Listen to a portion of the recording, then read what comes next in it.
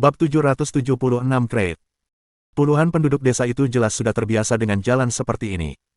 Meskipun mereka membawa ratusan kilogram peralatan di pundak mereka, mereka tetap berjalan cepat dan segera menghilang di depan mereka. Awalnya, para ahli ini masih sangat bersemangat. Mereka berjalan dan berhenti, menikmati pemandangan di sekitar mereka, dan terus mengambil gambar dengan kamera dan ponsel di tangan mereka. Namun setelah berjalan sekitar 1 kilometer, orang-orang ini benar-benar tercengang. Mereka semua terengah-engah dan berkeringat. Mereka tampak kelelahan dan tidak lagi berminat untuk mengambil foto. Mereka semua menyimpan ponsel mereka. Qin Haodong adalah satu-satunya orang di kelompok ahli yang memiliki ekspresi santai di wajahnya. Ini bukan apa-apa bagi seorang master tingkat Sein. Sebagai seorang reporter, Katawai telah berkeliling sepanjang tahun. Selain itu, ia biasanya memperhatikan perawatan kesehatan, sehingga ia memiliki kualitas fisik yang baik. Ia telah mengikuti Qin Haodong sepanjang waktu, mengajukan pertanyaan. Tentu saja, tidak mudah bagi Qin Haodong untuk bercerita lebih banyak tentang desa Oxen, jadi dia bercerita tentang pengobatan tradisional Tiongkok. Dia juga sangat tertarik dengan keterampilan medis semacam ini, yang belum pernah dia dengar sebelumnya, jadi dia sangat tertarik padanya. Sebaliknya, kekuatan fisik Su Hui tidak sebaik Katawai. Setelah berjalan beberapa saat, keringatnya sudah bercucuran. Qin Haodong berkata dengan iba, "Kamu pasti lelah, bagaimana kalau aku menggendongmu di punggungku?" Su Hui berkata, "Bagaimana kamu bisa melakukan itu, kamu juga sangat lelah." "Apakah menurutmu aku lelah?" Qin Haodong berjongkok sambil tersenyum dan menggendong Su Hui di punggungnya tanpa berkata apa-apa. Bahkan jika ada satu orang lagi, itu tidak akan memengaruhi kecepatannya sama sekali. Dia dan Su Hui menjadi kelompok pertama dalam tim dengan pemandu dari desa Wangshan dan Katawai. Katawai mengikutinya dari belakang dan berseru, "Qin, kamu hebat sekali, kamu sangat baik pada pacarmu." Qin Haodong berkata sambil tersenyum, "Itu salah satu ciri pria di Huaxia." "Benarkah, kalau begitu aku akan mencari pacar dari Huaxia di masa depan?" Mereka berjalan maju sambil berbincang dan tertawa. Tanpa diduga, Sun Fengqing lah yang mengikuti mereka.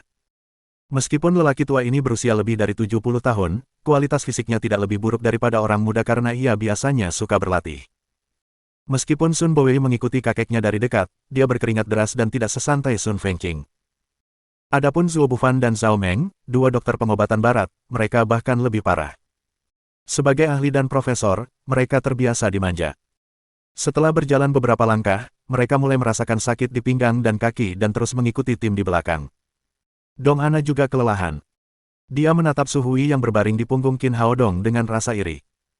Akan sangat bagus jika ada yang bisa menggendongnya di punggungnya. Memikirkan hal ini, dia tidak dapat menahan diri untuk tidak menoleh ke arah Zhao Meng. Namun, saat ini, Zhao Meng terengah-engah seperti sapi dan berkeringat deras. Lidahnya hampir terjulur keluar. Dia tidak dapat menolong siapapun sama sekali. Hal yang tidak berguna. Dong Ana mengumpat dan hanya bisa berusaha sekuat tenaga untuk berjalan maju.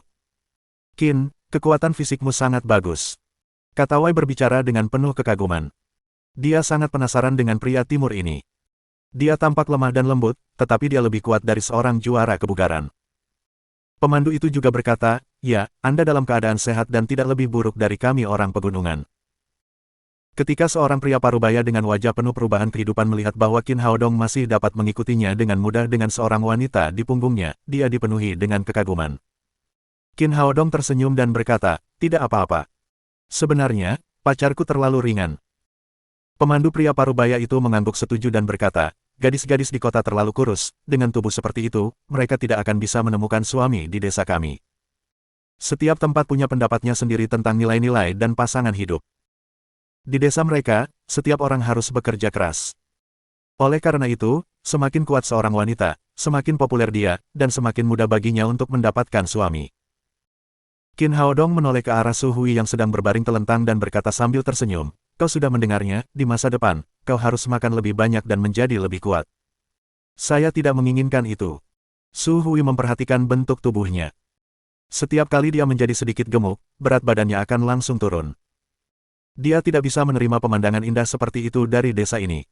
Mereka mengobrol dan tertawa sambil berjalan. Setelah lebih dari 1 jam, mereka telah berjalan hampir setengah jalan. Pada saat ini, Zhuo Bufan, yang berdiri di belakang mereka, berteriak lemah, "Tuan, mari kita istirahat dulu, kita benar-benar tidak bisa bergerak lagi." Setelah itu, dia dan Zhao Meng duduk di atas batu di samping mereka, terengah-engah. Pemandu wisata itu berbalik dan berkata dengan putus asa, semua orang boleh beristirahat, tetapi jangan buang waktu terlalu banyak, ada banyak binatang buas di gunung kita, ada serigala liar, macan tutul, dan beruang hitam, sekarang baik-baik saja, tetapi begitu hari mulai gelap, akan berbahaya di sini. Guo Tao mengusap pergelangan kakinya yang sakit dan mengeluh, sungguh mengerikan tempat ini, aku tidak akan kembali lagi bahkan jika aku dipukuli sampai mati. Zhao Meng mengeluarkan sebotol air mineral dari tasnya, membuka tutupnya, dan menyerahkannya kepada Zuo Bufan. Direktur, minumlah air. Zuo Bufan meminum setengah air dalam satu tarikan napas dan mengembalikan setengah sisanya kepada Zhao Meng. Zhao Meng mengambilnya dan meminum sisa air dalam satu tarikan napas. Qin Haodong menurunkan Su Hui. Mereka sama sekali tidak terlihat lelah. Mereka tertawa dan berfoto. Zuo Bufan sangat marah. Dia tidak tahu bagaimana orang ini melakukannya. Dia tidak merasa lelah sama sekali meskipun dia menggendong seorang wanita di punggungnya untuk waktu yang lama. Mengetahui apa yang dipikirkannya, Zhao Meng berkata, Direktur, dia hanya seorang pria dengan kualitas fisik yang baik. Dia sebenarnya pria yang kasar. Apa yang bisa dia lakukan di sini? Ketika kami tiba di tempat itu, mereka membutuhkan kami untuk merawat pasien. Zuo Bufan setuju dan mengangguk dengan keras. Di mata mereka, pria seperti Qin Haodong, yang belum menyelesaikan studinya di universitas, adalah pria yang kasar. Dari lubuk hatinya, dia juga merasa bahwa alasan mengapa Qin Haodong dapat bergabung dengan tim ahli sepenuhnya karena hubungan Shao Weimin. Untuk mengatasi krisis ini, mereka masih perlu mengandalkan dokter seperti mereka. Mereka diam-diam terhanyut dalam ilusi mereka. Tiba-tiba mereka mendengar teriakan dari samping. Semua orang melihat ke arah suara itu dan melihat Dong Ana yang berteriak. Di sampingnya, seekor ular kuning dan hitam langsung merayap ke rerumputan di sampingnya. Ketika pemandu wisata melihat ular itu, ia langsung berteriak gugup, hati-hati, semuanya, ini ular kreit, sangat berbisa. Setelah mendengar teriakan pemandu wisata, Dong Ana berteriak dengan sedih, tolong aku baru saja digigit ular. Saat ini, terdapat 2 lubang kecil pada pergelangan kaki kirinya akibat gigitan ular kreit. Ular kreit memang sangat beracun seperti yang dikatakan pemandu wisata. Pada saat itu, kulit di sekitar 2 lubang kecil itu dengan cepat berubah menjadi hitam. Setelah beberapa saat, seluruh pergelangan kakinya pun menjadi hitam. Dan warna hitam tidak berhenti, perlahan menyebar dengan kecepatan yang terlihat oleh mata telanjang. Saat itu, Dong Ana sangat takut sehingga dia tidak tahu harus berbuat apa. Dia tahu bahwa semakin ganas seekor ular, semakin sedikit rasa sakit yang akan ditimbulkannya. Saat itu, dia tidak merasakan sakit apapun di pergelangan kakinya. Mula-mula ia merasa sedikit mati rasa, tetapi kemudian ia sama sekali tidak merasakannya, seakan-akan kaki itu bukan miliknya sama sekali. Dia buru-buru berteriak pada Zuo Yifan, Dr. Zuo, bukankah Anda seorang ahli medis yang terkenal di dunia? Bukankah Anda seorang dokter yang pernah belajar di luar negeri? Cepatlah dan selamatkan aku akan mati. Melihat situasi ini, Zuo Yifan benar-benar tercengang. Memang, keterampilan medisnya sangat bagus, tetapi cara terbaik untuk mengatasi racun ular semacam ini adalah dengan menyuntikkan serum untuk melawan racun tersebut. Tetapi tempat ini begitu terpencil sehingga mereka bahkan tidak memiliki peralatan medis paling dasar, apalagi serum anti racun. Melihat Dong Ana meminta bantuan, meskipun dia juga cemas, dia tidak bisa berbuat apa-apa selain berkata, tidak ada apa-apa di sini, dan aku tidak tahu. Ah, Dr. Zuo, Anda tidak bisa melihat saya mati seperti ini, saya berusia kurang dari 30 tahun ini, teriak Dong Ana. Tiba-tiba ia teringat dengan alur cerita dalam sebuah serial TV. Begitu seseorang digigit ular berbisa, akan ada harapan bagi mereka untuk bertahan hidup jika darah berbisanya dihisap keluar. Dia berkata kepada Zhao Meng, bantu aku menyedot darah beracun itu secepatnya, maka aku akan selamat. Alasan mengapa dia memilih Zhao Meng untuk membantunya adalah karena mereka memiliki persahabatan khusus di kamar mandi pesawat, dan mereka jauh lebih dekat satu sama lain daripada yang lain. Melihat Dong Ana memintanya untuk membantunya, Zhao Meng mundur 2 langkah dan berkata dengan canggung, maaf, Ana, bisa ular jenis ini terlalu kuat, jika aku membantumu menghisapnya, bukan saja tidak akan menyelamatkanmu, tetapi juga akan membunuhku. Meskipun pria seperti dia penuh nafsu, hidupnya tetap menjadi hal terpenting dalam pikirannya. Dia tidak akan pernah mengorbankan hidupnya untuk menyelamatkan orang lain. Melihat dia tidak menolongnya, Dong Ana pun memarahinya dengan marah, bajingan, ketika kamu senang denganku kemarin, kenapa kamu tidak peduli untuk melibatkan dirimu sendiri? Tidak peduli seberapa keras dia berteriak, Zhao Meng tidak akan menolongnya. Dia segera bersembunyi di belakang Zuo Bufan. Zuo Bufan juga sangat cemas. Kali ini, dia memimpin tim keluar. Sebelum mereka tiba di tempat penyelamatan, dia telah kehilangan salah satu anggota timnya sebelum pertempuran dimulai. Ketika dia kembali ke Kementerian Kesehatan, tidak akan ada cara untuk menjelaskannya. Bahkan jika mereka berhasil mengatasi virus di desa Oxen pada akhirnya, tidak ada gunanya bagi mereka untuk kembali. Selain itu, Dong Ana datang ke sini untuk mendapatkan pengalaman, dan keluarganya memiliki latar belakang yang kuat. Akan sangat merepotkan jika dia meninggal di sini. Tiba-tiba dia mendapat ide dan berkata kepada pemandu wisata di sebelahnya, "Kakak, kamu pasti punya cara untuk mengatasi bisa ular, kan? Apa kamu punya obatnya?" Pemandu wisata berkata, "Kami biasanya memberi perhatian khusus pada ular berbisa dan jarang digigit. Bahkan jika kami digigit, kami akan pergi menemui tabib pengobatan Tiongkok, Dr. Zhang, di desa. Ia dapat membantu kami mendetoksifikasi racun. Tetapi tempat ini terlalu jauh dari desa, dan racun ular kreit sangat kuat. Saya khawatir cara ini tidak akan berhasil sebelum kita kembali ke desa. Sebaiknya Anda memikirkan cara lain." Wajah Zuo Bufan penuh kekecewaan saat dia melihat pemandu wisata tidak bisa berbuat apa-apa. Saat ini, Ye Liying berkata, "Ketua kelompok, Dr. Zhang dapat menyembuhkan bisa ular. Ada 4 dokter pengobatan Tiongkok di tim kami, dan 2 di antaranya adalah ahli pengobatan Tiongkok. Mereka pasti akan menyelamatkan Little Dong." Ya. Setelah Ye Liying mengingatkannya, Zuo Bufan teringat bahwa dia juga membawa obat tradisional Tiongkok. Namun, dia tidak ingin meminta bantuan Qin Haodong. Dia berjalan ke arah Sun Fengqing dan berkata, "Orang tua, ini masalah hidup dan mati, tolong pikirkan cara." Sun Bowei berkata, "Ada apa denganmu, dokter? Bukankah pengobatan barat begitu hebat? Tidak bisakah kau menyembuhkan bisa ular? Bukankah kamu baru saja mengatakan di pesawat bahwa dokter pengobatan Tiongkok kami tidak berguna? Mengapa kamu memohon kepada kami sekarang?"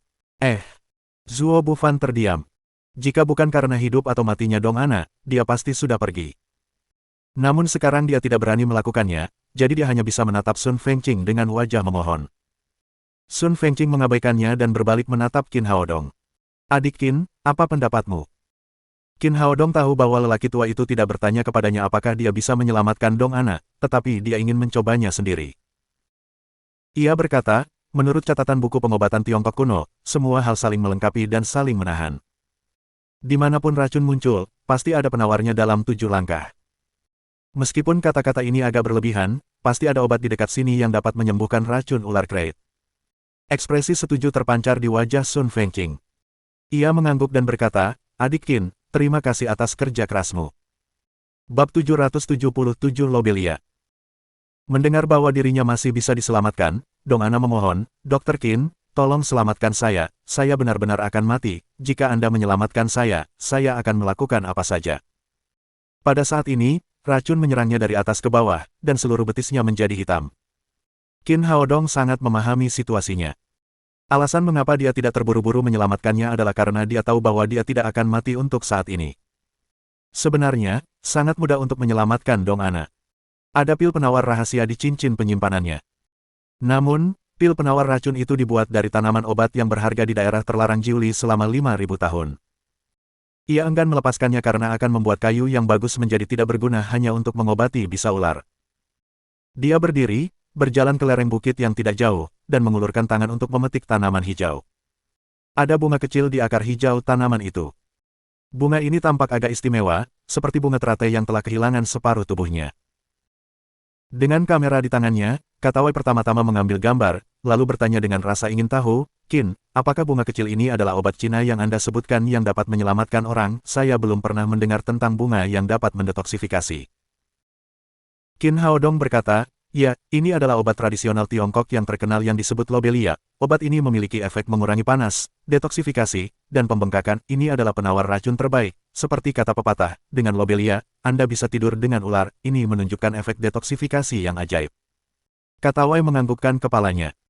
Kemudian, dia mengeluarkan ponselnya, menyalakan fungsi kamera, dan merekam seluruh proses penyelamatan orang. Qin Haodong menemukan kantong plastik, memasukkan ranting dan daun lobelia ke dalamnya, lalu menemukan batu untuk menggilingnya menjadi lumpur. Kemudian, ia mengambil obat dan mengoleskannya ke bagian Dong Ana yang digigit ular. Sungguh menakjubkan. Setelah obat itu digunakan, kehitaman di betisnya tidak lagi menyebar. Sebaliknya, kehitaman itu mulai memudar perlahan-lahan. Melihat kejadian ini, Katawai berteriak ke telepon genggam di tangannya, "Ya ampun, Coba tebak apa yang kulihat, aku menemukan keterampilan medis ajaib di Huaxia. Dia benar-benar menggunakan bunga kecil untuk menyembuhkan pasien yang digigit ular berbisa. Sungguh menakjubkan. Sun Bowei mengamati luka Dong Ana. Warna hitam yang disebabkan oleh ular kreit perlahan menghilang. Betis Dong Ana telah kembali ke warna semula, hanya menyisakan bekas gigitan ular berbisa. Sun Fengqing berkata, menggunakan lobelia adalah cara terbaik untuk mendetoksifikasi racun ular. Setelah beristirahat di tempat tidur selama 3 hari, Anda akan dapat kembali normal. Melihat nyawanya terselamatkan, Dong Ana menghela napas lega. Matanya yang menawan menatap ke depan dan ke belakang, menatap wajah tampan Qin Haodong. Dokter Qin, terima kasih telah menyelamatkan saya. Tidak apa-apa, aku seorang dokter, tugasku adalah merawat dan menyelamatkan orang. Lagi pula, kita sekarang adalah rekan satu tim, aku harus membantumu. Qin Haodong tidak ingin wanita dengan hormon berlebihan ini dekat dengannya, jadi dia langsung menjauhinya. Namun, Dong Ana tidak ingin melepaskan kesempatan langka tersebut. Dia memasang wajah memelas dan berkata dengan malu-malu, Dokter Qin, saya terluka sekarang. Dokter Sun mengatakan bahwa saya harus beristirahat selama 3 hari. Anda memiliki kekuatan fisik terbaik di tim kami, bisakah Anda menggendong saya? Dia diam-diam berpikir bahwa selama dia bisa membiarkan Qin Haodong menggendongnya di punggungnya, dia bisa menemukan cara untuk menariknya ke tempat tidur. Qin Haodong harus menggendong Su Hui. Bagaimana dia bisa menggendong wanita ini? Katanya, tidak masalah. Aku belum memberimu akupuntur. Kau akan baik-baik saja setelah 1 atau 2 menit. Sambil berbicara, ia mengeluarkan kantong jarum, mengeluarkan jarum-jarum perak, dan mulai memberikan perawatan akupuntur kepada Dong Ana. Jarum pertamanya menusuk titik akupuntur Baihui milik Dong Ana di atas kepalanya, diikuti oleh titik akupuntur otak dan Dazui miliknya. Gerakannya sangat cepat, dan dalam sekejap mata, puluhan jarum perak telah dimasukkan ke dalam tubuh Dong Ana. Meskipun betisnya baru saja digigit ular berbisa, setelah peredaran darah, sejumlah racun ringan telah mengalir ke seluruh tubuhnya. Oleh karena itu, secara umum, ia perlu memulihkan diri selama 3 hari dan menunggu semua racun dikeluarkan secara perlahan oleh lobelia. Namun, Qin Haodong tidak punya waktu untuk menunggu. Dia menggunakan jarum perak untuk mengeluarkan racun dari atas kepalanya hingga ke betisnya. Kemudian, dia mengeluarkan racun dari lubang kecil yang digigit ular tadi. Seluruh proses hanya memakan waktu 2 menit. Melihat 2 tetes darah hitam keluar dari lubang, Qin Haodong meremas betis kecilnya hingga darah segar keluar. Kemudian dia mencabut jarum perak itu. Baiklah, sekarang kamu sudah pulih sepenuhnya, kamu bisa berjalan sendiri. Melihat bahwa dia gagal merayunya, Dong Ana hanya bisa menatapnya dengan penuh kebencian dan kemudian berdiri lagi. Sekali lagi, kata Wei berteriak ke arah telepon di tangannya dengan penuh semangat, ya Tuhan, pengobatan tradisional Tiongkok sungguh menakjubkan. Seorang pasien yang baru saja digigit ular kreit benar-benar dapat berdiri lagi dalam waktu yang singkat dan pulih sepenuhnya. Melihat Dong Ana telah sembuh total, Zuo Bufan menghela napas panjang lega. Ia tidak perlu lagi memikul tanggung jawab apapun.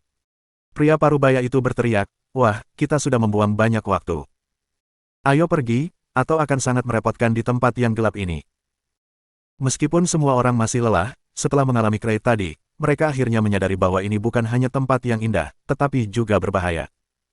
Mereka segera memaksakan diri untuk bersorak dan terus berjalan maju bersama pemandu.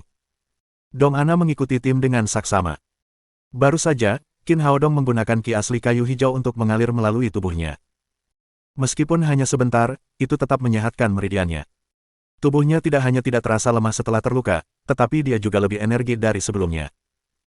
Setelah mengamati kondisinya, Sun Fengqing menghampiri Qin Haodong dan berkata kepadanya dengan penuh emosi, Qin kecil, seseorang memanggilmu dengan sebutan Medical Sage. Aku tidak yakin sebelumnya. Kupikir kau hanya cukup beruntung untuk menemukan resep Blood Revival Elixir dan tidak memiliki bakat apapun. Tetapi setelah melihat keterampilan medismu hari ini, aku sadar bahwa aku hanyalah seekor katak di dasar sumur. Aku salah, dengan keterampilan medismu, aku tidak sebaik dirimu. Qin Haodong selalu menjadi orang yang bersyukur dan suka membalas dendam. Jika ada orang yang bersikap mendominasi terhadapnya, dia akan melawan. Begitu pula, jika orang lain bersikap rendah hati, dia tidak akan pernah merasa bangga. Setelah mendengar perkataan Sun Fengqing, dia berkata, kau menyanjungku, senior, kau adalah petarung terbaik di bidang pengobatan tradisional Tiongkok, keterampilan medisku tidak dapat dibandingkan denganmu. Sun Fengqing menggelengkan kepalanya. Saya selalu jujur, saya tidak punya kebiasaan menyanjung, kata-kata saya datang dari lubuk hati saya. Sejujurnya, aku hanya ingin mengujimu, tetapi aku tidak menyangka kau akan tampil sebaik itu.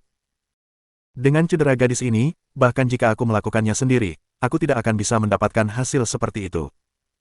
Dia setidaknya harus beristirahat selama setengah hari.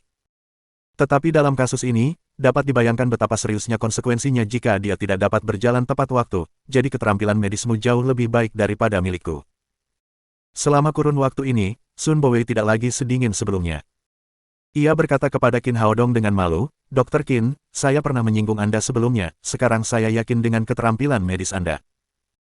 Kemarin dia sudah kehilangan kesabarannya saat berada di klinik, dan sekarang bahkan kakeknya pun mengagumi keterampilan medis Qin Haodong. Tentu saja, dia tidak bisa berkata apa-apa. Dia sudah benar-benar kehilangan keinginannya terhadap Su Hui. Kemudian mereka berbicara tentang pengobatan tradisional Tiongkok sambil berjalan maju. Sun Fengqing pantas menjadi keturunan Sun Simiao, Raja Pengobatan. Ia memiliki pendapatnya sendiri yang unik tentang banyak penyakit, yang memberi Qin Haodong pemahaman baru tentangnya. Semakin banyak mereka berbicara, semakin terkejut Sun Fengqing. Pemahaman Qin Haodong tentang pengobatan tradisional Tiongkok jauh melampaui imajinasinya. Dia benar-benar tidak tahu bagaimana pemuda ini mempelajarinya. Sebelum kegelapan menelan seluruh area pegunungan, mereka akhirnya mencapai tujuan akhir, kantor pemerintahan desa Wangshan. Itulah yang disebut kantor pemerintahan. Padahal, hanya ada 7 atau 8 ruangan, semuanya terbuat dari batu-batu besar di gunung. Meski tampak sederhana dan kasar, bangunan itu sangat kokoh. Di depan rumah itu terdapat sebuah lahan terbuka yang luas dan datar, sekitar 200 meter persegi. Saat itu, 2 tenda besar telah didirikan di lahan terbuka itu. Setiap tenda dapat menampung 10 hingga 20 orang, yang tampaknya telah dipersiapkan untuk mereka. Dikelilingi oleh pegunungan di semua sisi. Semuanya masih primitif dan tidak ada atmosfer modern. Untungnya, ada listrik. Sudah ada bola lampu listrik 200 watt yang tergantung di depan gerbang. Kelihatannya cukup terang. Ketika mereka tiba, Li Laogen, tetua desa Wangshan, segera keluar untuk menyambut mereka. Ia meminta mereka untuk meletakkan barang bawaan mereka, dan mereka mulai makan malam. Makan malam yang disiapkan tidak terlihat mewah, tetapi rasanya lezat. Makanannya terdiri dari hewan liar dan sayuran liar dari pegunungan. Makanan ini sangat langka di kota. Selain itu, semua orang sangat lelah dan lapar, jadi mereka makan dengan lahap. Saat semua orang sedang makan, Li Laogen mulai memperkenalkan situasi di sini kepada mereka. Ternyata ada 8 ruang utama di kantor pemerintah, tetapi sekarang digunakan sebagai ruang isolasi bagi orang-orang yang terinfeksi oleh Departemen Kesehatan. Untuk mencegah penyebaran virus semacam ini, tidak seorang pun diizinkan untuk mendekatinya, apalagi tinggal di dalamnya. Oleh karena itu, mereka hanya bisa mendirikan 2 tenda besar di halaman sebagai tempat berteduh sementara.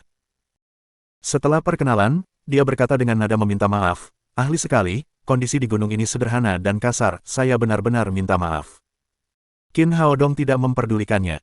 Saat dia berkultivasi di pegunungan, kondisinya jauh lebih sederhana daripada di sini. Namun, beberapa orang tidak terbiasa dengan hal itu. Dong Ana mengerutkan kening dan berkata, "Bolehkah aku mandi di sini?"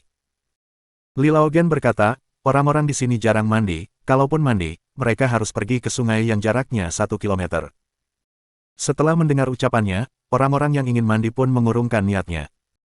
Belum lagi hari sudah malam, kalaupun berani mandi, setelah kembali dari jalan pegunungan sejauh 1 kilometer, keringat mereka akan berbau busuk, tidak ada bedanya dengan tidak mandi. Tampaknya mereka hanya bisa bertahan selama beberapa hari ke depan. Mereka berharap dapat segera mengatasi virus di sini dan kemudian kembali ke ibu kota. Setelah makan, Qin Haodong berkata kepada Li Laogen, "Tuan Li, bisakah kami pergi menemui pasien?" Zuo Bufan berkata, "Dr. Qin, sekarang sudah terlambat, bahkan jika kita bisa melihat pasien, kita tidak bisa berbuat apa-apa, mari kita lakukan besok." Qin Haodong berkata, "Menurut saya, lebih baik kita melihatnya sesegera mungkin, semua orang bisa mengetahui apa yang sedang terjadi."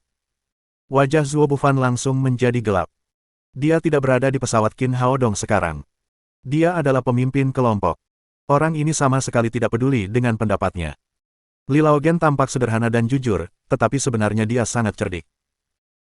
Melihat kedua orang itu memiliki pendapat yang berbeda, dia langsung berkata, "Sudah terlambat, tidak nyaman untuk masuk dan melihat pasien, kamu bisa melihat keluar jendela, kamu tidak perlu membuang terlalu banyak waktu." Zuo Bufan tidak mengatakan apa-apa lagi ketika dia berpikir bahwa dia tidak akan dapat berbuat apa-apa bahkan jika dia melihat keluar. Li Laogen berkata, "Silakan ikut denganku." Setelah itu, dia membawa semua orang ke ruang isolasi di kantor pemerintah. Untuk mengisolasi tempat ini sepenuhnya dari dunia luar, pemerintah daerah telah menempatkan 2 orang penduduk desa untuk menjaga tempat ini.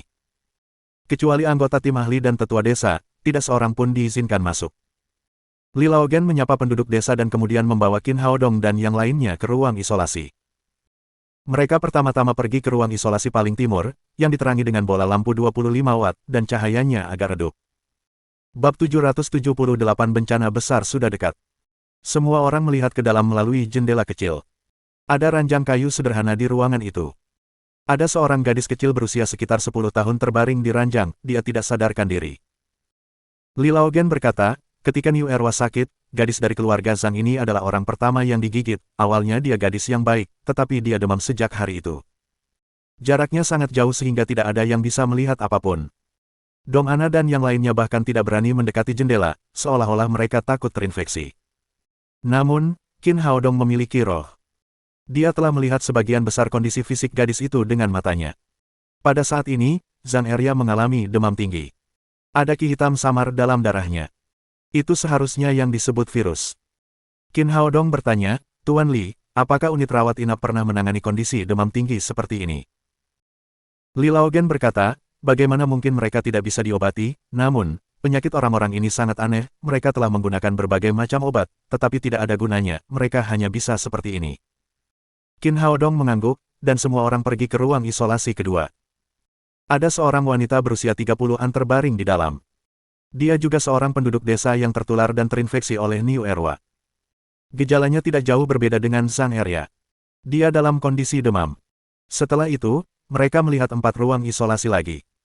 Penduduk desa di dalamnya semuanya terluka dalam proses menghentikan Niu Erwa. Orang-orang ini semuanya pria kuat, tetapi gejala mereka tidak berbeda dengan Zhang Erya. Mereka mengalami demam tinggi dan tubuh mereka dipenuhi ki hitam. Mereka terbaring di tempat tidur tak sadarkan diri.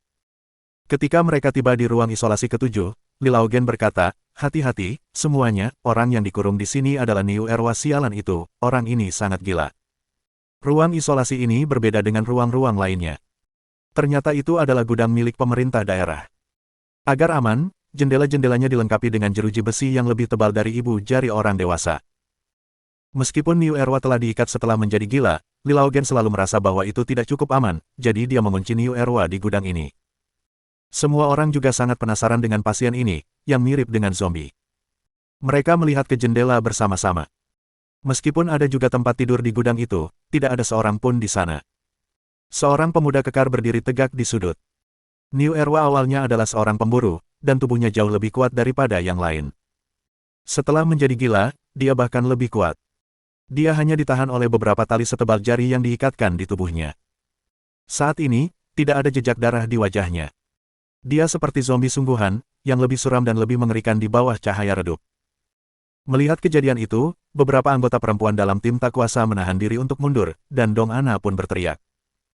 Niu Erwa berdiri di sudut seperti pilar kayu, tetapi teriakan itu tampaknya membuatnya terangsang. Setelah cahaya haus darah melintas di matanya, dia bergegas ke jendela. Meskipun anggota tubuhnya diikat dengan tali, kakinya melompat sangat cepat. Seperti bola meriam, ia menghantam jeruji besi di dekat jendela. Dampaknya begitu kuat sehingga seluruh bangunan mulai berguncang setelah ledakan keras. Dong Ana hampir mati ketakutan. Dia berbalik dan lari. Yang lain juga terkejut dengan sikap Niu Erwa yang mengesankan dan mundur satu demi satu. Hanya Qin Haodong yang masih berdiri di depan jendela dengan tatapan tenang. Rohnya telah melihat situasi di dalam Niu Erwa. Yang mengejutkan adalah tidak ada jejak darah di tubuh Niu Erwa. Sebaliknya, ada ki hitam pekat. Ini juga merupakan perbedaan yang jelas antara dia dan pasien yang tidak sadarkan diri. Pada saat yang sama, ki hitam juga memperkuat tubuhnya. Jika orang biasa bertabrakan dengan sekuat tenaga seperti yang baru saja dilakukan Niu Erwa, bahkan jika dia tidak bunuh diri, kepalanya akan rusak dan berdarah. Namun, kepala Niu Erwa tidak terluka sama sekali, dan tampaknya lebih keras daripada jeruji baja di jendela. Sialan Niu Erwa. Setelah mengumpat, Li Laogen berkata, Dr. Qin, orang ini juga sangat aneh, dia tidak makan apapun selama 4 hari sejak dia sakit, dia tidak hanya tidak mati kelaparan, tetapi dia juga menjadi lebih kuat dari hari ke hari, aku benar-benar tidak tahu roh jahat macam apa yang telah dia tarik. Dan kepalanya juga sangat keras, dia sering membentur jeruji besi di sini dengan kepalanya, kelihatannya sangat menakutkan.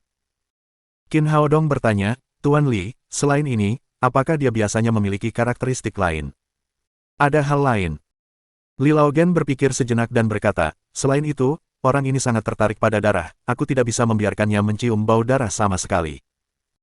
Beberapa hari yang lalu, ketika kami menjamu tamu dengan ayam, dia tidak sengaja mencium bau darah, dia langsung menjadi gila dan hampir menghancurkan gedung. Sejak saat itu, tidak ada seorang pun yang berani melakukan itu di sini, dan mereka bahkan tidak berani membawakannya daging segar. Ketika mereka memasak, mereka semua pergi ke kaki gunung dan tidak berani mendekatinya. Setelah menanyakan keadaan sebentar, dia kembali ke stasiun bersama yang lainnya. Tenda-tenda dibagi menjadi dua kelompok. Su Hui, Katawai, Dong Ana, dan Ye Liying tinggal di satu tenda, dan anggota laki-laki lainnya tinggal di tenda lainnya. Li Laogen juga tinggal bersama Qin Haodong dan yang lainnya. Sebelum memasuki tenda, Li Laogen memperingatkan mereka lagi. Kalian para ahli, tempat kami ini tidak seperti kota besar, ini daerah pegunungan. Kalau malam banyak binatang buas, jadi semua orang harus berhati-hati, jangan keluar dari tempat ini kecuali untuk ke toilet. Tapi jangan khawatir, semuanya, di sini ada lampu, jadi binatang buas tidak berani datang. Setelah selesai berbicara, semua orang kembali ke tenda masing-masing. Mereka telah menempuh penerbangan sehari dan berjalan di jalan pegunungan yang begitu panjang. Mereka memang lelah. Tidak ada kegiatan hiburan lain di sini. Semua orang berbaring di tempat tidur dan mulai tidur. Qin Haodong tidak merasa lelah. Dia berbaring di tempat tidur sambil memegangi kepalanya, memikirkan kondisi aneh Niu Erwa. Setelah beberapa saat, dia melihat sesosok berdiri dari sudut tenda. Dia memakai sepatunya dan berjalan keluar dengan tenang. Pria itu adalah Guo Tao. Qin Haodong mengira dia akan pergi ke toilet, jadi dia tidak memedulikannya. Namun, terlihat bahwa pria itu tidak pergi ke toilet setelah meninggalkan tenda. Sebaliknya, dia pergi ke tenda lain. Su Hui tinggal di tenda lain. Demi keselamatan, Qin Haodong telah memperhatikan pergerakan di sini. Pada saat ini, pintu tenda juga terbuka, dan Dong Ana keluar seperti pencuri. Mereka berkumpul bersama, berpegangan tangan satu sama lain dan berjalan menuju sudut yang gelap. Melihat perilaku licik mereka, Qin Haodong tahu apa yang akan mereka lakukan. Dia tidak bisa menahan diri untuk tidak berkata apa-apa. Setelah seharian menderita, mereka masih harus melakukan hal semacam itu di malam hari. Mereka benar-benar bersemangat. Terutama Dong Ana, yang telah melakukan hal itu di pesawat bersama Zhao Meng dan telah digigit ular berbisa dalam perjalanan. Di malam hari, dia masih memiliki keinginan yang kuat. Tampaknya dia telah mengeluarkan banyak hormon. Karena Qin Haodong yakin itu tidak mengancam keselamatan Su Hui, dia tidak punya hobi mengintip, jadi dia tidak lagi memperhatikan mereka. Dalam kegelapan, bola lampu di atas gerbang kantor pemerintahan desa tampak seperti matahari kecil. Cahayanya sangat terang. Agar tidak ketahuan orang lain, Guo Tao dan Dong Ana berjalan jauh ke sudut di kaki gunung. Seolah-olah dia telah haus selama bertahun-tahun, Guo Tao mengulurkan tangan dan memeluk Dong Ana, lalu membelainya. Dong Ana tertawa pelan dan lembut. Orang jahat, apa kau terburu-buru? Tidak bisakah aku terburu-buru, dasar setan kecil, kau membuatku gila hanya dengan melihatmu. Guo Tao melepaskan ikat pinggangnya dan mulai mengangkat rok yang melingkari pinggang Dong Ana. Tiba-tiba, dia berhenti di sana seolah-olah tubuhnya telah diperbaiki, dengan ekspresi tertekan di wajahnya. Dong Ana sudah dalam suasana hati yang buruk. Melihatnya berhenti, dia bertanya dengan bingung, sayang, kenapa kamu berhenti? Guo Tao berkata dengan kesal, kamu sedang menstruasi. Udara di pegunungan sangat segar, dan dia dapat dengan jelas mencium aroma darah di hidungnya. Kebetulan sekali. Dong Ana berkata, tetapi dia tidak bermaksud untuk berhenti. Sebaliknya, dia menatap Guo Tao dengan matanya yang menawan dan berkata, sayang, apakah kamu tidak berani menerobos lampu merah? Guo Tao benar-benar terpancing oleh kata-katanya.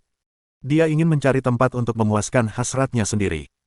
Ketika dia mendengar kata-kata Dong Ana, dia senang dan berkata sambil tersenyum, tentu saja aku berani. Aku khawatir kamu tidak akan setuju.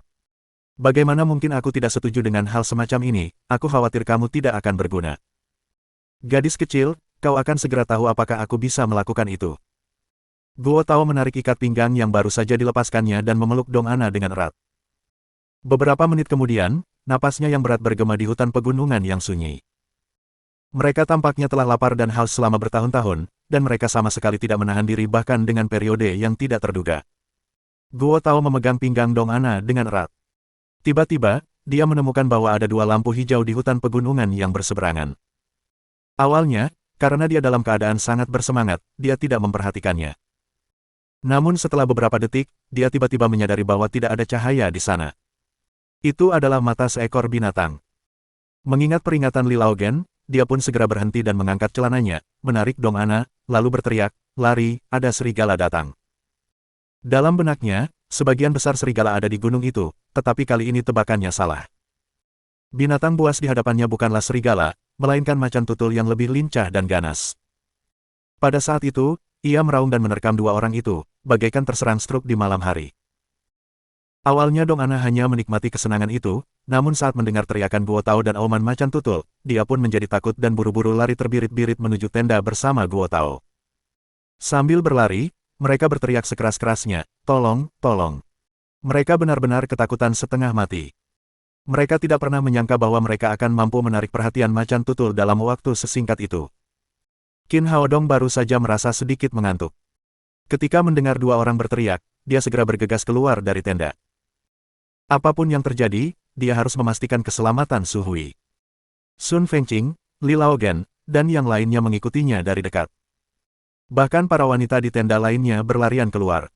Su Hui secara naluriah melemparkan dirinya ke pelukan Qin Haodong. Semua orang melihat ke arah kejadian dan melihat Guo Tao dan Dong Ana berlari ke arah mereka dengan canggung.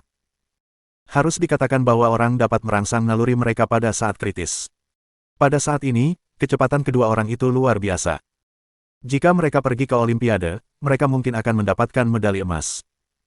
Namun karena tadi dia sedang dalam keadaan kacau, Guo Tao tidak mengikat-ikat pinggangnya dengan baik. Dia berlari begitu cepat hingga celananya tiba-tiba melorot. Kali ini, ia dalam kesulitan.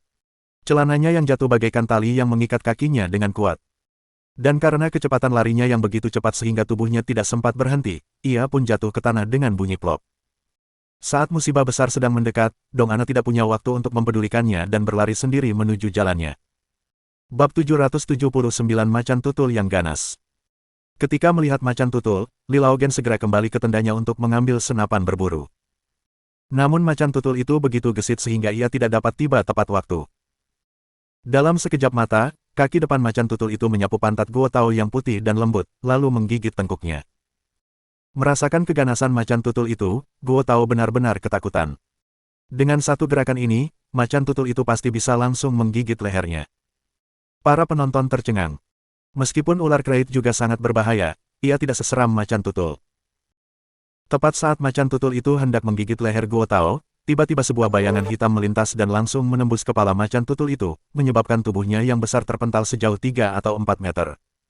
Macan tutul itu jatuh ke tanah dengan bunyi plop. Setelah berkedut beberapa kali, macan tutul itu tidak bergerak lagi. Li Laogen mengeluarkan senapan berburu dari tenda dan mendapati bahwa macan tutul itu telah mati. Ia menyalakan senter dan melihat ke depan. Ia melihat cabang pohon setebal jari menembus telinga kiri macan tutul dan keluar dari telinga kanan. Otaknya tertusuk. Tidak heran ia mati begitu cepat. Tentu saja, itu adalah Qin Haodong. Meskipun Guo Tao selalu memberinya masalah di sepanjang jalan, dia tidak bisa hanya berdiri dan melihatnya digigit macan tutul sampai mati. Sebagai seorang reporter yang luar biasa, saat pertama kali melihat macan tutul, kata Wei tidak panik. Sebaliknya, ia segera mengeluarkan kamera di tangannya dan merekam semua kejadian itu. Ketika dia melihat Qin Haodong menggunakan cabang pohon untuk menjatuhkan macan tutul yang ganas itu, mulutnya terbuka lebar karena terkejut dan dia berteriak kagum, "Qin, kamu sangat hebat. Apakah ini kungfu huaxia yang legendaris?"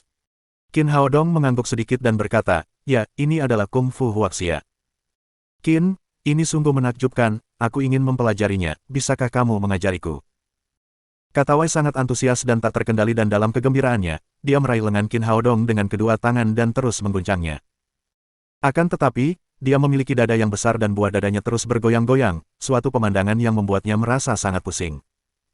Qin Haodong menepis tangannya dan berkata, "Nona Katawai, kita harus mempelajarinya sejak kita masih muda, Anda tidak lagi cocok di usia ini."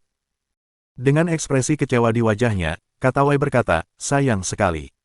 Melihat bahaya telah dihindari, semua orang berlari ke Guo Tao. Macan tutul itu sudah mati, tetapi dia tergeletak di tanah, tak bergerak. Mereka tidak tahu apakah dia sudah mati atau masih hidup.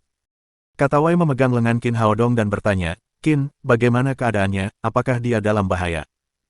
Dalam sekejap mata, dia sudah menganggap Qin Haodong sebagai yang paling berwenang di antara para dokter ini. Ketika dia memiliki keraguan di hatinya, dia segera mengungkapkannya kepadanya. Gadis-gadis lain tidak berpikiran terbuka seperti dia. Ketika mereka melihat pantat besar Guo Tao masih terekspos, mereka semua memalingkan muka. Wang Aimin bertanya, "Ya, Dr. Qin, bagaimana keadaannya sekarang?" Tidak peduli apapun, Guo Tao dan dia berasal dari lembaga yang sama dan dia tidak ingin melihat rekannya mendapat masalah. Qin Haodong berkata, "Dia baik-baik saja, dia hanya mengalami luka ringan di pantat, dia sangat ketakutan hingga pingsan tadi." Sambil berbicara, dia mengangkat Guo Tao dengan celananya dan membalikkan tubuhnya. Dia mengeluarkan jarum perak dan menusukkannya ke daerah kemaluannya di bawah hidungnya. Setelah itu, Guo Tao segera membuka matanya dan melompat dari tanah. Jelasnya, dia belum bisa mengatasi ketakutannya. Wang Aimin meraih lengannya dan menggoyangkannya beberapa kali. "Bangun, macan tutul itu sudah mati." "Ah, apakah sudah mati?" Guo Tao berhenti dan menoleh ke belakang. Ketika melihat bangkai macan tutul tergeletak di tanah, dia akhirnya menghela napas lega. Namun kali ini, dia terlihat sangat berantakan. Mungkin dia terlalu asyik dengan Dong Ana sebelumnya, jadi bagian depan celananya berlumuran darah. Untungnya, hanya pantatnya yang tergores macan tutul, tetapi ada noda darah di mana-mana. Tidak ada yang tahu dari mana darah itu berasal. Namun, mereka berdua muncul di tengah malam dan menarik perhatian macan tutul. Sekarang, semua orang tahu apa yang telah mereka lakukan. Wang Aimin merasa sangat tidak berdaya memiliki asisten seperti itu, tetapi Guo Tao bukanlah bawahannya, dan dia memiliki hubungan yang kuat dengan para petinggi. Dia tidak punya pilihan selain berkata, "Dr. Qin lah yang menyelamatkanmu." Guo Tao, dengan ekspresi malu di wajahnya, bergumam, "Terima kasih, Dr. Qin." Qin Haodong tidak peduli dengan orang seperti ini. Dia bahkan tidak memandangnya. Pertama, dia mengirim Su Hui kembali ke tenda, lalu dia kembali beristirahat. Zuo Bufan menatap Guo Tao dan Dong Ana, dan hatinya dipenuhi amarah. Dia benar-benar tidak tahu siapa yang mengirim wanita ini. Dia sama sekali tidak berguna, dan dia pembuat onar. Dia telah menyebabkan masalah baginya 2 kali, hanya dalam waktu setengah hari. "Aku bilang padamu, bersikaplah rendah hati di masa depan, atau aku akan segera melaporkannya ke atasan dan mengirimmu kembali." Guo Tao dan Dong Ana bukan anggota rumah sakit pusat. Dia adalah ketua tim, tetapi dia tidak punya hak untuk membatasi mereka, jadi dia hanya bisa mengatakan ini dan berharap mereka mengerti makna tersirat dari kata-katanya. Setelah sandiwara ini, semua orang kembali ke tenda masing-masing untuk beristirahat. Setelah sarapan keesokan harinya, pekerjaan resmi dimulai. Zuo Bufan pertama-tama mengorganisasi orang-orang untuk merakit peralatan medis yang mereka bawa, lalu mulai menguji sampel darah yang dikumpulkan dari New Erwa dan pasien lainnya, untuk menentukan sifat virus tersebut. Pada saat yang sama, ia juga memeriksa sumber luka di tubuh New Erwa. Menjelang tengah hari, ia memanggil semua anggota tim spesialis ke tenda untuk rapat. Di awal pertemuan, Zuo Bufan memimpin untuk berbicara. "Semuanya, setelah kerja keras kita pagi ini, kita telah memastikan bahwa virus di New Erwa memang jenis baru dan kita belum pernah bersentuhan dengannya sebelumnya. Pada saat yang sama, melalui penelitian luka-luka di tubuhnya, kami yakin bahwa ia telah digigit oleh kelelawar. Dari sini, kami dapat menyimpulkan bahwa virus yang tidak diketahui dalam tubuhnya berasal dari kelelawar." Ye Liying berkata, "Virus jenis ini sangat merepotkan, saat ini, belum ada obat yang dapat membasminya di negara kita dan belum ada vaksin untuk mencegahnya. Tapi negara M memilikinya." Wajah Zuo Bufan bersinar dengan bangga dan dia melanjutkan, "Ketika saya berada di negara M, sebuah suku kecil di Afrika memiliki kasus khusus seperti itu.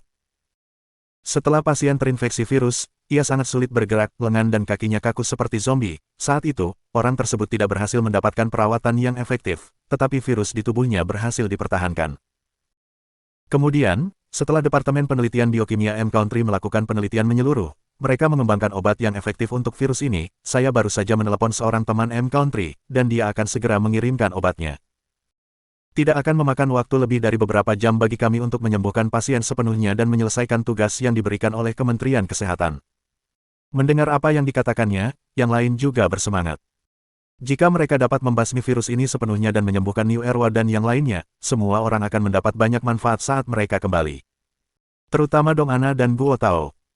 Mereka membenci gaya hidup ekologis primitif seperti ini, di mana macan tutul dapat muncul kapan saja. Mereka berharap dapat segera terbang kembali ke ibu kota. Saat semua orang sangat bersemangat, Qin Haodong berkata, "Tuan Guo, apakah Anda pernah melakukan uji klinis pada pasien dengan obat khusus yang Anda sebutkan? Apakah Anda yakin obat itu dapat membunuh virus ini secara efektif?" Mendengar perkataannya, wajah Zuo Bufan langsung menjadi gelap. "Apakah kamu sedang menanyaiku?" Qin Haodong berkata, saya tidak menanyai Anda, saya sedang membahas kelayakan kasus semacam ini. Kali ini, kasus ini sangat penting, kita harus berhati-hati. Zuo Bufan berkata dengan tidak senang, saudara senior saya mengembangkan obat ini saat dia masih kuliah. Dia melakukan penelitian mendalam tentang virus. Pada saat yang sama, dia menggunakan obat ini di laboratorium untuk berhasil membunuh sampel virus yang tertinggal di tubuh pasien. Tidak ada keraguan tentang itu. Qin Haodong berkata, Tuan Zuo, saya rasa ada dua hal lagi tentang obat khusus yang Anda sebutkan yang tidak pasti. Pertama-tama, kemampuan bertahan hidup virus di tubuh manusia berbeda dengan kemampuan bertahan hidup virus di laboratorium. Beberapa virus memiliki daya hidup yang kuat di dalam tubuh manusia, tetapi begitu dipisahkan dari tubuh manusia, virus tersebut akan mati secara alami bahkan tanpa diberikan obat apapun. Misalnya, begitu virus HIV meninggalkan tubuh manusia, virus tersebut hanya dapat bertahan hidup selama beberapa detik. Oleh karena itu, kesimpulan ini di laboratorium harus diuji dalam praktik. Di sisi lain, virus yang diderita pria dari suku Afrika itu mirip dengan yang ada di tubuh New Erwa. Kita tidak tahu apakah jenisnya sama persis, jadi kita tetap harus berhati-hati dengan obat khusus semacam ini. Setelah kedua pertanyaan itu terungkap, wajah Zuo Bufan menjadi lebih muram. Menurutnya, Qin Haodong iri padanya dan tidak tahan melihatnya memberikan kontribusi besar dalam tugas ini. Dia berkata dengan ekspresi muram, Dr. Qin, resep mana yang telah menjalani uji klinis? Kualifikasi apa yang Anda miliki untuk berbicara tentang perawatan klinis dengan saya? Qin Haodong berkata, itu berbeda, pengobatan barat berbeda dengan pengobatan tradisional Tiongkok. Pengobatan barat baru diciptakan selama lebih dari 100 tahun, banyak obat yang telah terbentuk memerlukan uji klinis sebelum dapat digunakan. Namun pengobatan tradisional Tiongkok berbeda. Dengan warisan selama 5.000 tahun, resep dan obat-obatan kami telah teruji. Kasus-kasus yang telah disembuhkan selama ribuan tahun ini adalah eksperimen kami yang paling efektif. Sun Fengqing langsung berkata, menurutku apa yang dikatakan Dr. Qin masuk akal, kita tidak tahu apakah obat itu manjur, jangan terlalu optimis. Zhao Meng mencibir dan berkata, saya pikir kalian, para praktisi pengobatan Tiongkok, iri pada kami, tidak ada yang dapat kalian lakukan terhadap virus ini, ketika kalian melihat Direktur Zuo memiliki obat khusus ini, kalian iri dan ingin mengambil pujian. Melihat orang ini mulai memfitnah pengobatan tradisional Tiongkok lagi, Sun Bowei berkata, omong kosong, siapa bilang pengobatan tradisional Tiongkok tidak bisa menyembuhkan virus, kami juga punya resep yang manjur. Zuo Bufan berkata dengan wajah dingin, baiklah, berhenti berdebat, saya telah membandingkan spesimen virus di tubuh New Erwa dengan yang ada di Afrika, keduanya sama persis, tidak ada keraguan tentang itu. Jadi yang harus kita lakukan adalah menunggu obat khusus itu datang, baru pasien akan sembuh. Qin Haodong berkata, Dr. Zuo, kejadian ini sangat penting, dan waktu sangatlah berharga. Bagaimana dengan ini? Apakah Anda akan mengizinkan pasien dirawat oleh Tan, Sun dan saya dengan pengobatan tradisional Tiongkok? Mungkin kita juga dapat menemukan metode pengobatan yang efektif. Ini sama sekali tidak mungkin, pasien bukanlah subjek uji, dan setiap kehidupan tidak ternilai harganya. Bagaimana kita bisa begitu saja menggunakan pasien untuk melakukan eksperimen? Zuo Bufan mencibir dalam hatinya, setelah berbicara lama, kamu masih ingin bersaing denganku untuk mendapatkan pujian. Dia berkata, aku ingin menegakkan disiplin, tidak seorang pun diizinkan untuk melakukan kontak dengan pasien di pusat isolasi sebelum obat khusus tiba di sini. Sun Bowei berkata dengan nada tidak yakin, apa yang kau bicarakan, bukankah ini pertama kalinya seorang pasien menggunakan obatmu, bukankah ini juga sebuah eksperimen? Zuo Bufan berkata dengan dingin, bagaimana bisa sama, obat khusus semacam ini adalah produk sains. Obat ini memiliki peluang 100% untuk mengobati virus ini. Obat ini berbeda dengan akar rumput, batang kayu, dan kulit kayu busuk. Bab 780 Roda ketiga. Dia berkata demikian, tetapi dalam hatinya, dia lebih takut pada keterampilan medis Qin Haodong. Qin Haodong bahkan dapat menghilangkan racun ular kreit dalam sekejap. Mungkin Qin Haodong benar-benar dapat menyembuhkan virus ini, dan kemudian dia akan kehilangan semua penghargaannya. Jadi dia memutuskan bahwa dia tidak akan membiarkan Qin Haodong mendekati pasien-pasien itu. Sun Bowei tidak yakin dan berkata, Anda menyalahgunakan kekuasaan Anda, karena Kementerian Kesehatan ingin kami bergabung dengan tim ini, kami berhak merawat pasien manapun. Zuo Bufan mencibir dan berkata, lebih baik kau tidak melakukan apapun, bagaimana jika rumput, akar, dan kulit kayu yang belum pernah diuji secara ilmiah menyebabkan mutasi virus di tubuh pasien, apakah kau akan bertanggung jawab? Sun Bowei masih ingin mengatakan sesuatu, tetapi Sun Fengqing menghentikannya dengan memberi isyarat dengan matanya.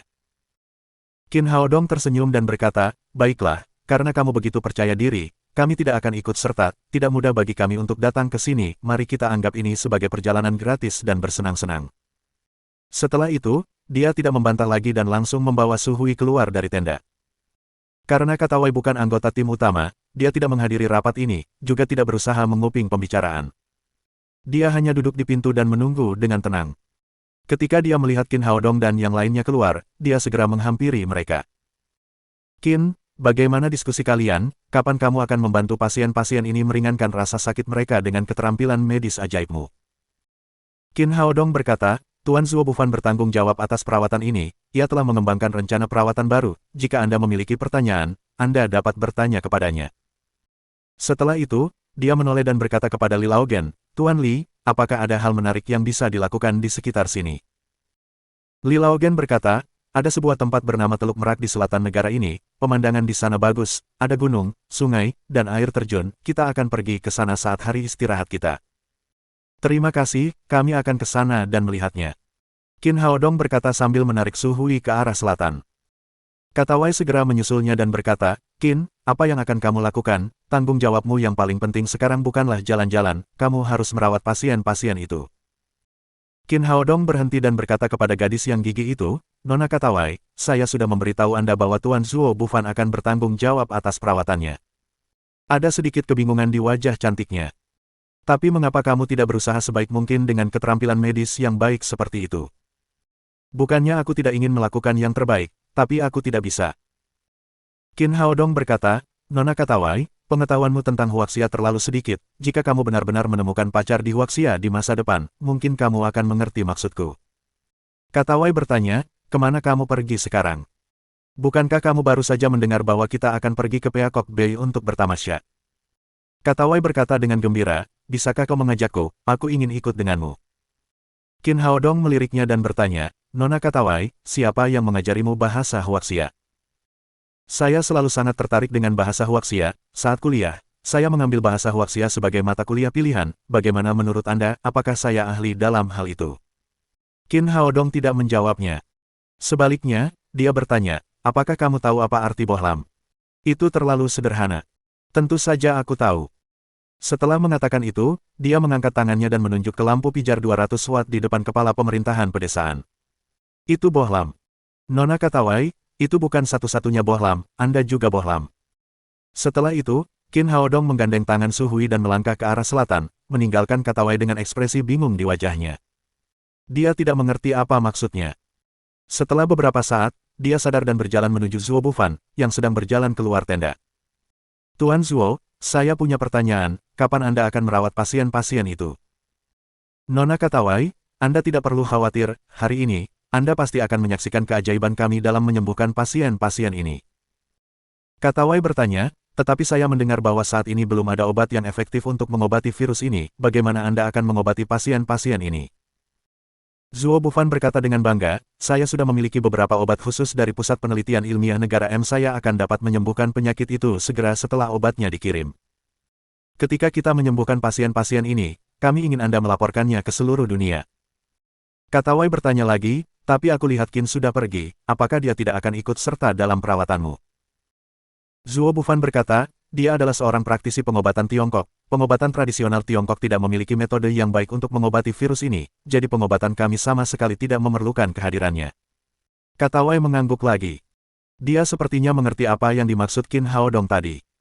Di atas sebuah batu besar di depan gerbang pemerintahan pedesaan, Sun Fengqing dan cucunya sedang duduk di sana. Kakek, penyakit seperti ini aneh sekali, aku belum pernah mendengar ada orang yang tidak makan atau minum tetapi bisa menjadi semakin kuat. Sun Fengqing menatap ke kejauhan dengan ekspresi tenang. Aku belum pernah melihat penyakit seperti itu selama hidupku, apalagi kamu. Lalu menurutmu apakah Zuo Bufan dan yang lainnya benar-benar bisa menyembuhkan penduduk desa ini? Sun Fengqing berkata, siapa tahu, mungkin dia bisa, mungkin juga tidak. Sun Bowei berkata, saya rasa mereka tidak cukup baik. Sun Fengqing melirik cucunya dan bertanya, kenapa? Tidak ada alasan, aku hanya merasa penyakit ini tidak akan mudah disembuhkan. Sun Bowei berkata, jika kamu melakukannya dengan Dr. Qin, kita mungkin masih punya kesempatan untuk menyelamatkan mereka, para dukun itu tidak akan bisa menyembuhkannya. Sayang sekali pria bermarga Zuo berpikiran sempit. Dia takut kita akan mengambil keuntungan, jadi dia tidak ingin kita berhubungan dengan pasien-pasien itu sama sekali. Ada beberapa hal yang tidak perlu dipaksakan, itu sudah takdir. Sun Fengqing sama sekali tidak terlihat marah. Dia berkata dengan santai, Qin kecil memang sangat luar biasa, dia adalah dokter terbaik yang pernah kulihat dalam hidupku, dia sedikit lebih kuat dariku. Sun Bowei berkata, kakek, Anda adalah raja pengobatan di Huaxia, apakah dia lebih hebat dari Anda? Dia lebih baik, Sun Fengqing berkata dengan tegas, aku tidak bisa melihat dari keterampilan medisnya, dari apa yang kulihat, dia sudah jauh lebih baik dariku. Ingatlah, akan selalu ada seseorang yang lebih baik darimu. Hal yang tabu bagi seorang praktisi pengobatan Tiongkok adalah menjadi sombong dan angkuh. Kamu harus belajar lebih banyak dari Little Qin di masa depan. Aku mengerti, kakek. Sun Bowei sekarang yakin dengan keterampilan medis Qin Haodong. Keesokan harinya, Zuo Bufan menunggu dengan cemas, sesekali mengamati jalan setapak yang menuju ke desa. Menurutnya, ini adalah kesempatan yang baik baginya untuk menjadi terkenal. Selama obat khusus itu diberikan, ia dapat menyembuhkan semua pasien di sini. Pada saat itu, ia akan mendapatkan ketenaran dan kekayaan. Saat senja, Wang Zonglin, wakil direktur Departemen Kewarasan, akhirnya muncul, diikuti oleh seorang asisten dengan kotak pertolongan pertama di punggungnya. Direktur Wang, mengapa Anda datang ke sini secara langsung? Zuo Bufan segera menghampirinya. Wang Zonglin berkata, wabah virus kali ini merupakan peristiwa besar, para atasan sangat mementingkannya, bagaimana mungkin saya tidak datang? Dia mengambil kotak obat di tangan asistennya dan berkata, Profesor Zuo, ini obat dari negara M, saya membawanya untuk Anda. Zuo Bufan dengan gembira mengambil kotak obat dan berkata, bagus sekali, dengan obat-obatan ini, pasien di desa dapat disembuhkan. Wang Zonglin berkata, Profesor Zuo, apakah obat-obatan ini benar-benar efektif dalam membunuh virus-virus ini? Tentu saja, ini adalah obat khusus yang diproduksi oleh negara M, sasarannya adalah virus zombie jenis ini. Zuo Bufan berkata dengan bangga, jika saya tidak bekerja di negara M selama beberapa waktu, orang lain benar-benar tidak akan tahu bahwa ada obat khusus seperti itu. Wang Zonglin memujinya, Anda memang seorang ahli, Profesor Zuo, Anda telah memberikan kontribusi yang besar kali ini. Zuo Bufan berkata dengan bangga, tidak apa-apa, ini yang harus saya lakukan, ada pepatah, semakin besar kemampuan, semakin besar pula tanggung jawabnya, sebagai profesor ahli terbaik di Huaxia, tentu saja saya memiliki tanggung jawab untuk melakukan sesuatu bagi masyarakat umum. Setelah itu, dia berkata kepada Zhao Meng yang berada di sebelahnya, kumpulkan anggota tim ahli kita segera, jadi kita bisa pergi dan merawat pasien sekarang. Zhao Meng menjawab dan pergi. Tak lama kemudian, Wang Aimin, Ye Liying, dan Dong Ana dipanggil, tetapi mereka tidak memanggil Sun Fengqing dan Sun Bowei. Melihat orang-orang di depannya, Wang Zonglin berkata dengan heran, Profesor Zuo, saya ingat ada 10 orang di tim kita.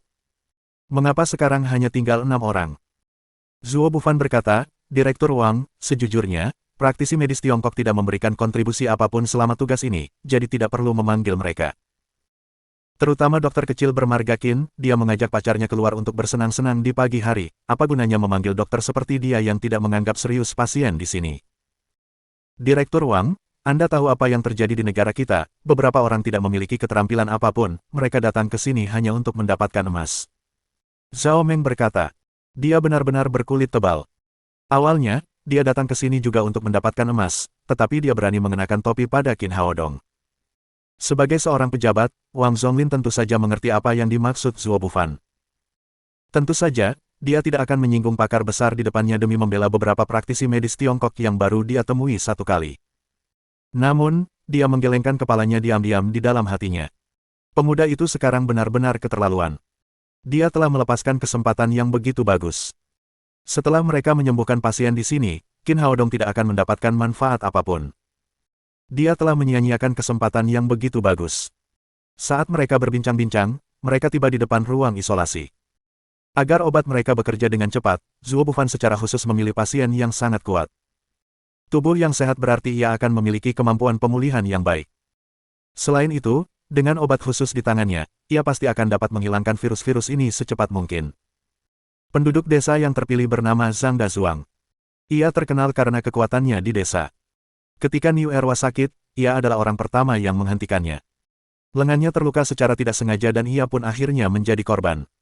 Untuk mencegah kemungkinan infeksi, Zuo Bufan memerintahkan semua anggota tim untuk mengenakan alat pelindung. Kemudian, ia meminta Li Laogen untuk membuka kunci besar di pintu ruang isolasi, dan mereka pun masuk bersama. Wang Zonglin dan Katawai bukan staf medis, jadi mereka tidak memasuki ruangan. Berdasarkan permintaan Zuo Bufan, mereka menunggu di luar untuk menyaksikan keajaiban tersebut. Setelah memasuki ruangan, Zuo Bufan membuka kotak obat dan mengeluarkan obat khusus. Setelah menyiapkannya, ia perlahan menyuntikkannya ke lengan Zhang Dazuang.